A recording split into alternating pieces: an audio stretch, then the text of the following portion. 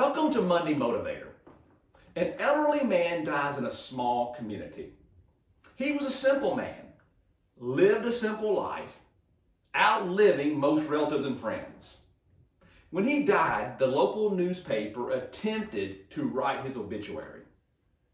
While the editor had known of this man, nothing really stood out as noteworthy to mention in this obituary.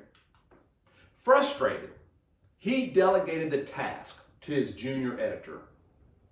She found herself in the same predicament and passed the assignment to other associates, where it eventually landed on the sports editor's desk. The following week, the elderly man's obituary read, "No hits, no runs, no errors."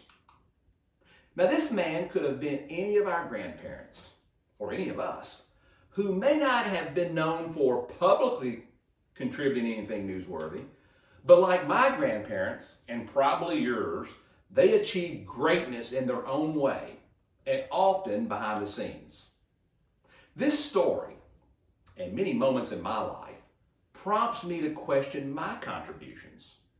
Specifically, what's my purpose?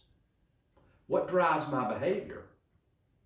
Where am I spending my time, my energy, my gifts? What legacy do I want to leave? How can I make a difference?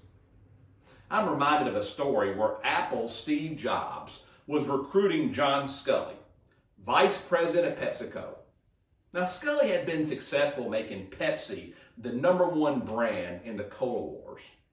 There was really no reason for him, one of America's top managers with a secure and highly paid position, to join a bunch of young computer nerds at Apple.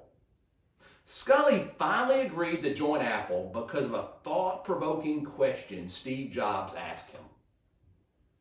Do you want to spend the rest of your life selling colored sugared water, or do you want a chance to change the world? Scully left PepsiCo for Apple. In Bob Buford's best-selling book, Halftime, he uses a metaphor of a football game. He suggests we don't think too much about the contributions we've made in the first half of our lives. We rush through school, we get married, we start a career, we claw our way up the company ladder, and we buy lots of toys.